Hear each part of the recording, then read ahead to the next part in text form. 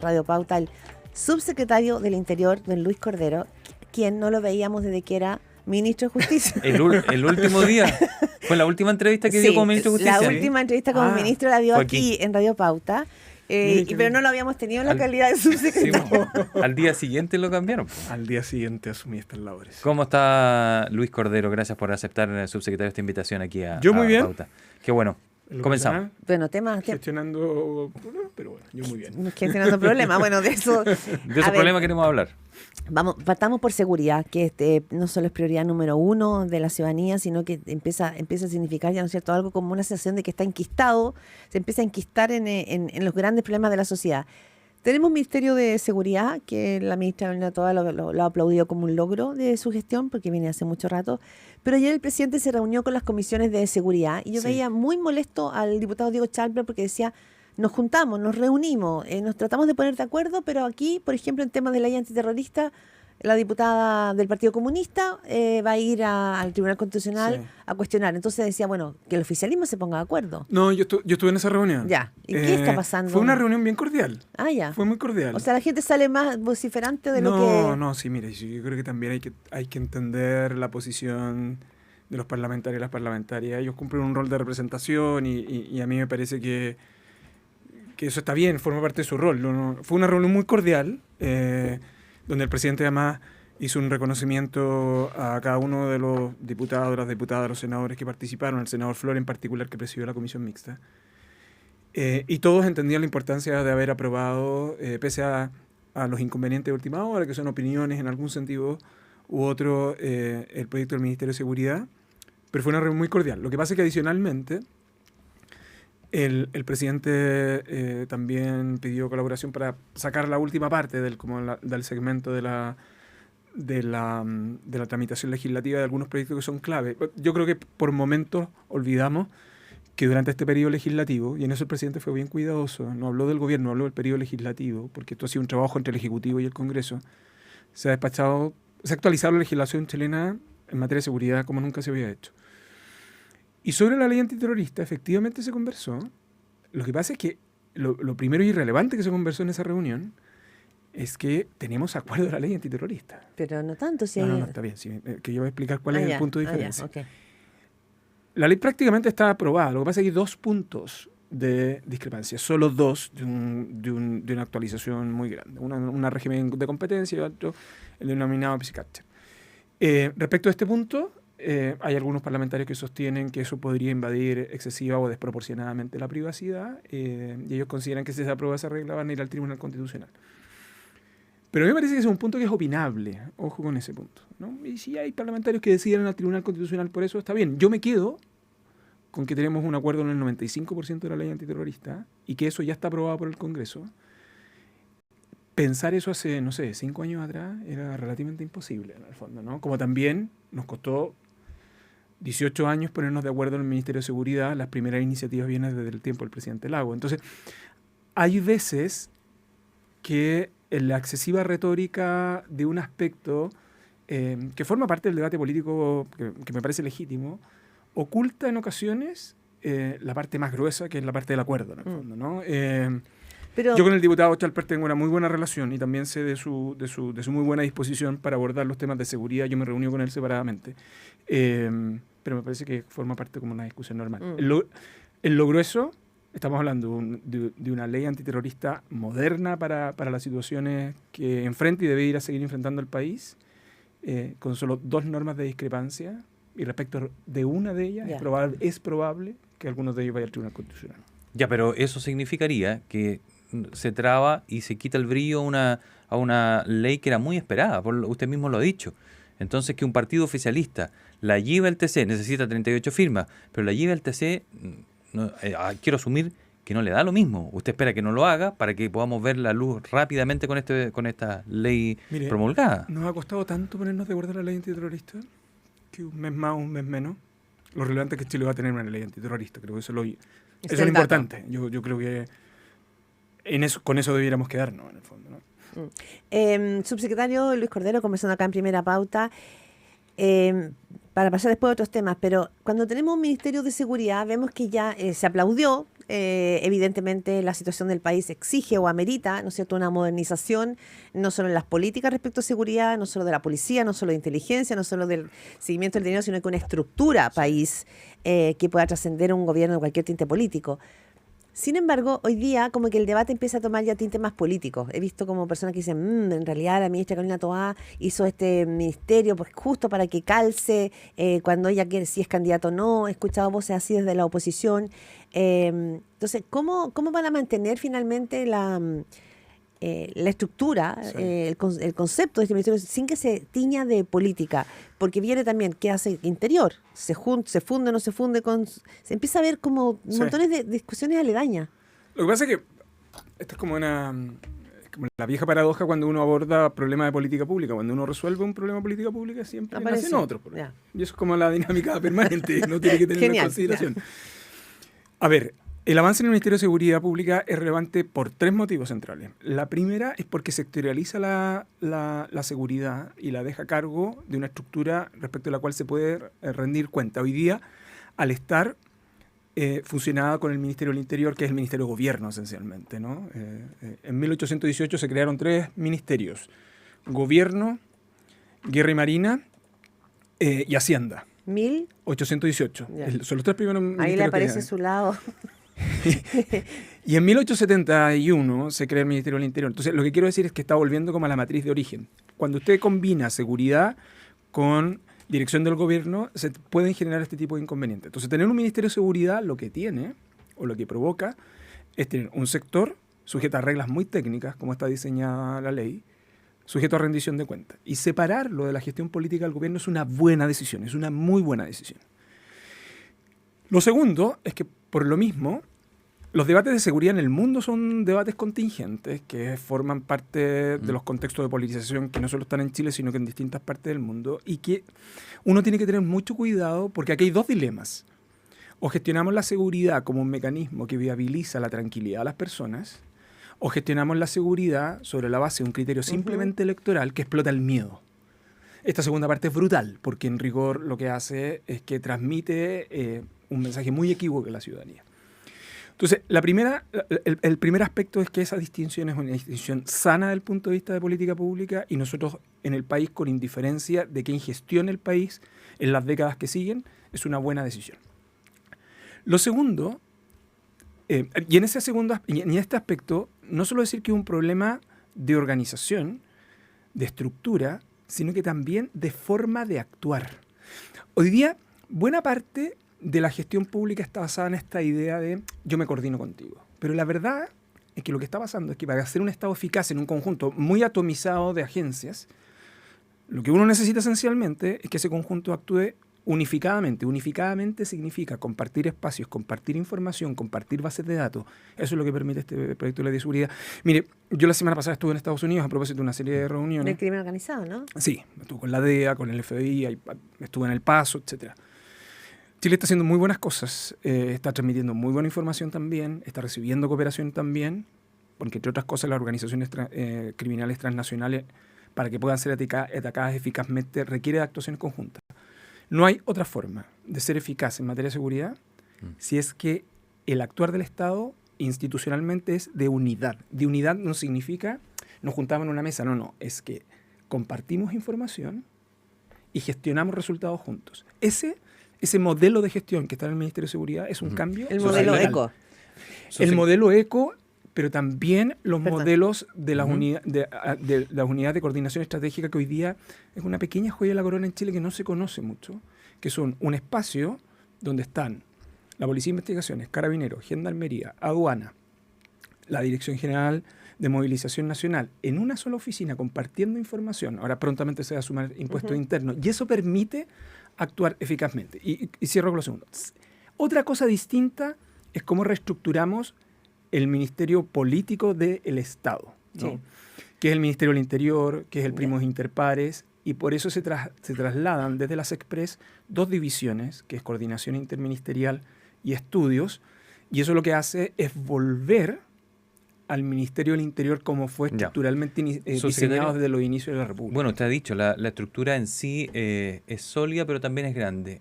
¿Va a estar en 4 meses? 4 meses, dijo el presidente. Sí, a ver, lo que nosotros tenemos, el itinerario es el siguiente. Viene el control preventivo del Tribunal Constitucional, la promulgación y la publicación de la ley. Y hay un periodo de 1 año, hasta 1 año, para dictar los decretos con fuerza de ley. Ese trabajo se ha venido desarrollando en el Ministerio del Interior hace bastantes meses también. Uno es lo que se discute públicamente y otro también es el trabajo más colaborativo que también se ha discutido con parlamentarios de oposición. La etapa de instalación es clave. Mire, el éxito de las reformas tiene 2 partes. Una, el 50% del éxito de la reforma es cómo se aprueban. El 50% restante es cómo se implementa. Ya, pero ahora, en esa implementación... los 4 meses suena poquísimo. El presidente habló de 4 meses. Sí, el presidente ha hablado de más. Pero... Sí, el presidente ha hablado de 4 meses. Es posible hacerlo para la implementación jurídica, es decir, la dictación de los DFL, el nombramiento del primer ministro o ministra del Ministerio de Seguridad, y luego de ahí en adelante, con las autoridades y esa institucionalidad instalada, todavía hay una agenda muy importante de instalación. ¿Y quién lo va a encabezar? Camilo Escalona dice, el presidente ya tomó la decisión, va a ser Luis Cordero. ¿Va a ser Luis Cordero? Mire, ¿se ve usted ahí? Yo soy una persona que se siente muy honrada de los 2 cargos de servir al país, los 2 cargos que me ha pedido el presidente. Yo estoy en una labor muy específica hoy día, que es la subsecretaria del Interior, trabajando y ayudando a instalar también esta etapa de instalación. Lo demás es una definición del presidente de la República. A mí no me corresponde pronunciarme. Yo hoy día tengo una labor muy específica. Pero está listo. Está listo, me refiero, disponible. Cualquier conversación sobre ese punto, a mí me parece que no forma parte de una conversación pública. Sí. Después voy a retomar cárceles. Después voy a retomar cárceles, crimen organizado y todo. Pero ya que estamos justo en este punto, para no rebobinar. Usted llegó a reemplazar a Manuel Monsalve. O sea, usted llegó a apagar un incendio. Movió la cabeza Digámoslo sintiendo, así, para quien no nos está viendo.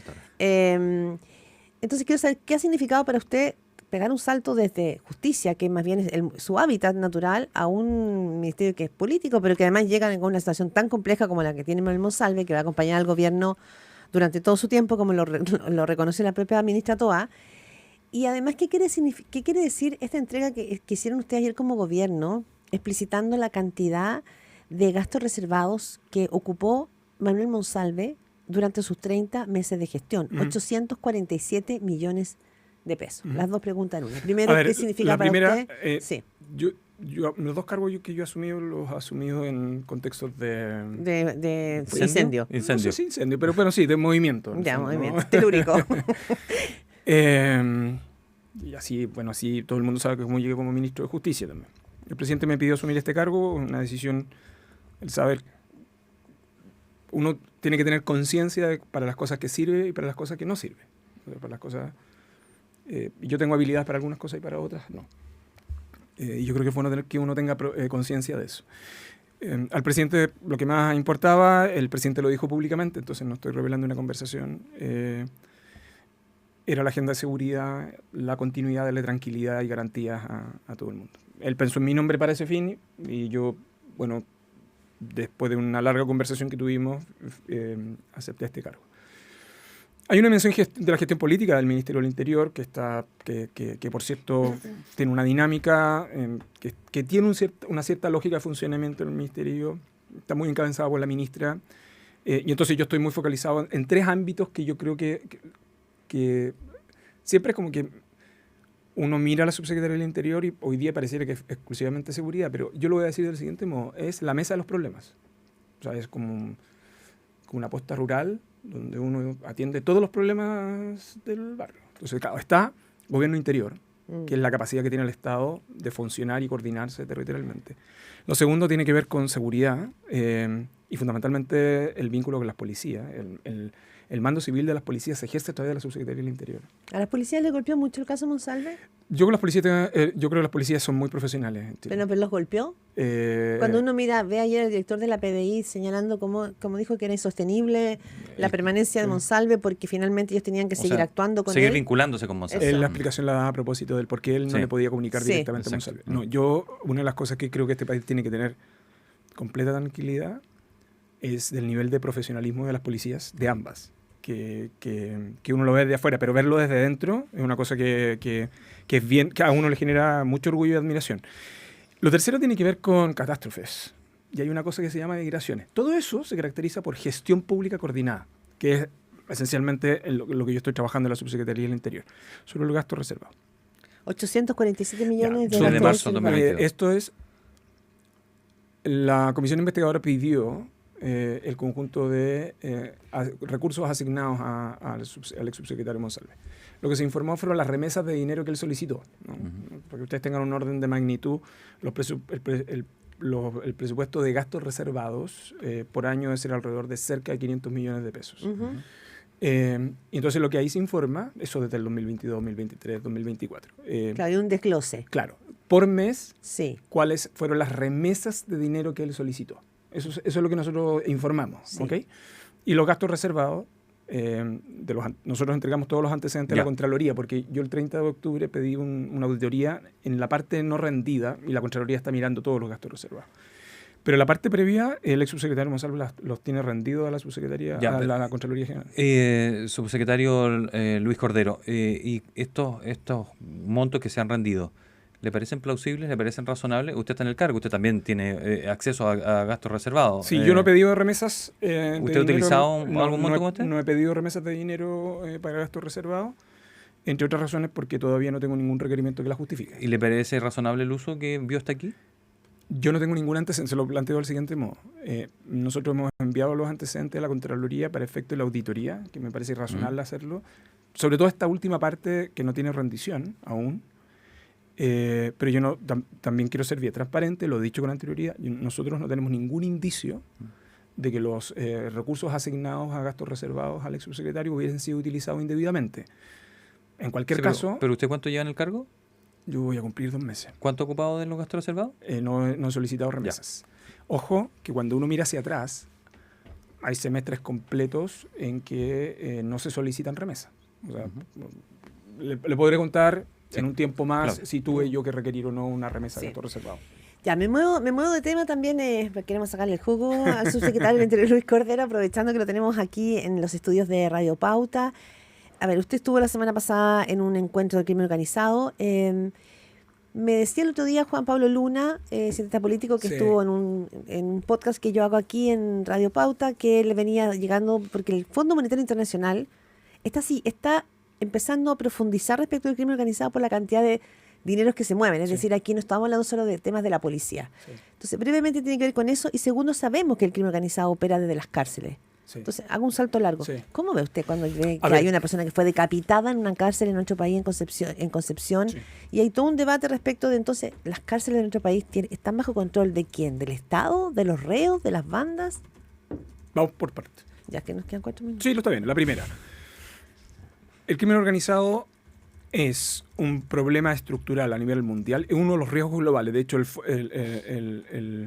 Foro Económico Mundial y los principales foros económicos en el mundo. Pero el Foro Económico Mundial hace 10 años viene identificando los riesgos globales. En los últimos 8 años ha venido identificando, entre otras cosas, las organizaciones criminales por un factor que es muy importante, que complementa lo que te dijo Juan Pablo Luna.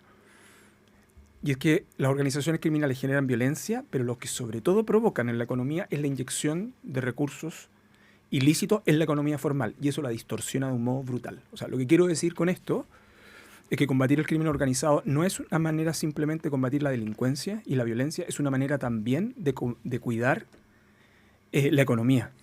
Y de paso la democracia, entre paréntesis, además, cuando tú tienes mucho poder de recurso ilícito, tiene una capacidad de corrupción muy grande para el Estado. Entonces, cuando uno mira en esa dimensión, las organizaciones criminales no es reggaetón ni blin blin, o sea, para que nos pongamos de acuerdo. O sea, lo que quiero decir con esto es que Sanhattan tiene un riesgo. Y por lo tanto, todos, esencialmente, debiéramos estar preocupados no solo de la violencia, sino que de las consecuencias económicas de inyectar recursos ilícitos en la economía formal. Por eso es un tema de preocupación en el mundo. Y por eso que el crimen transnacional es una preocupación tan relevante. Lo segundo, y por eso la cooperación. Es una razón que explica por qué yo estuve en Estados Unidos la semana pasada y por qué Chile es un gran proveedor de información en estos momentos para Estados Unidos. En esto. Sobre cárceles. Mire, sobre cárceles hay una amplísima discusión. Yo he visto las propuestas ayer de ¿Evelyn Matei? Sí, y no son muy distintas a las que venía hablando el gobierno, en el fondo, ¿no? En otro momento, en mi condición actual, yo estuve acá y estuve explicando la situación similar. Lo que pasa es que la paradoja es que cuando uno es más eficaz en la persecución criminal, aumenta la privación de libertad. Y lo que necesitamos no solo son más espacios, sino que también necesitamos mayor segregación. Pero la cárcel también tiene, o las personas que están dentro de la cárcel tienen un conjunto de perfiles que es necesario no olvidar. O sea, tenemos el 92% de las personas privadas de libertad que son hombres. Los segmentos de edad principal, donde está la mayor concentración, es entre 18 y 30 y algo años, son etapas productivas. Y lo tercero, cuando uno mira las cifras, poquito más del 30% de quienes están privados de libertad han cumplido su enseñanza media. Pero sobre todo hay aquí dos factores a propósito de lo de Concepción. Los niveles de adicción de las personas que ingresan a la cárcel son muy altos y que no tienen casi tratamiento. Y el nivel de prevalencia de problemas de salud mental en la cárcel es un promedio infinitamente superior al del resto del país. Los datos que nosotros tenemos del hecho ocurrido ayer en el Manzano nos da cuenta de una muerte que provenga de una rivalidad entre bandas o que esté asociada a organizaciones criminales. Y es un hecho que se está investigando a propósito de, al parecer, una situación de salud mental. Ya, pero igual el Estado no le pudo garantizar la integridad de esa persona que murió. Sí, que le cortaron la cabeza. Sí, pero yo le quiero decir que esta es una discusión bien antigua. El crimen es horroroso, pero la discusión sobre la integridad al interior de la cárcel también sucede respecto a aquellas personas que mueren en riñas al interior de la cárcel.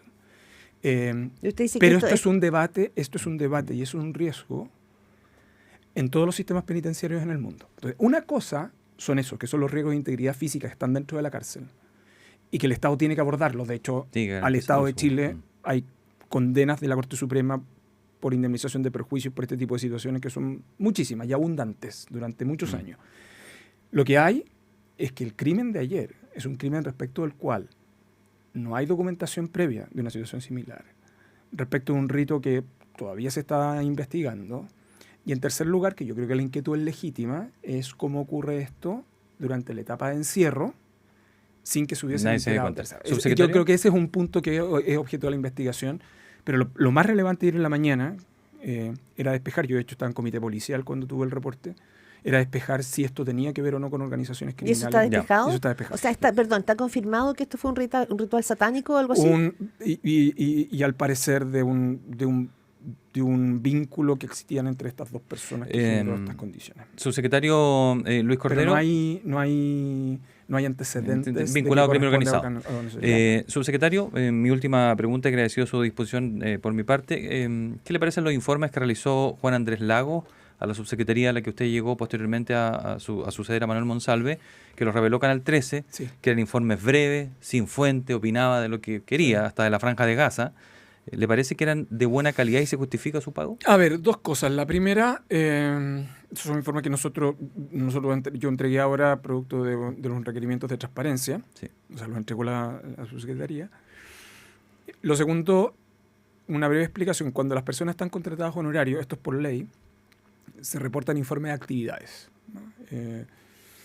En este caso están esos informes de actividades que contienen esas opiniones. La autoridad que contrató a Juan Andrés Lagos es la que le corresponde ponderar si ese es el objeto del contrato y por lo tanto autorizar su pago. Ya, pero ¿tiene la convicción que fue un trabajo profesional? Lo que pasa es que no es algo que yo contraté, respecto a lo cual ni siquiera he ponderado. Lo único que quiero decir es que una persona contratada honorarios que tenía obligaciones de reporte, esos reportes existen, son lo que son, y a mí me parece que es relevante. ¿Y puede escribir cualquier cosa?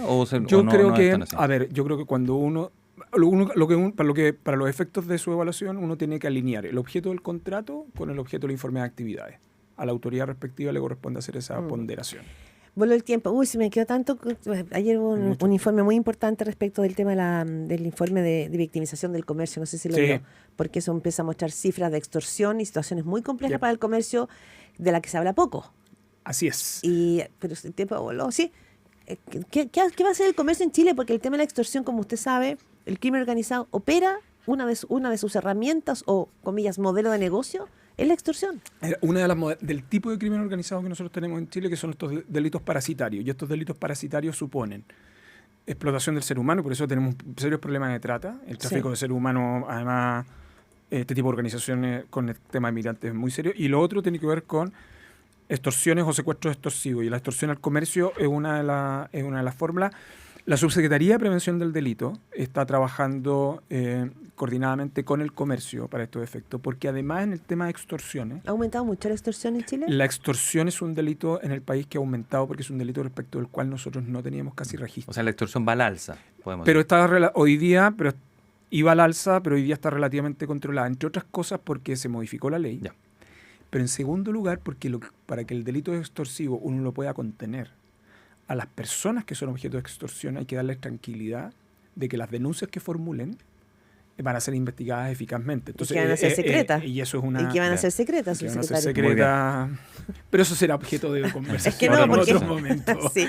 Bueno, el tiempo voló. Subsecretario del Interior, Luis Cordero, muchísimas gracias por No, estar por favor, aquí muchas en gracias. Primera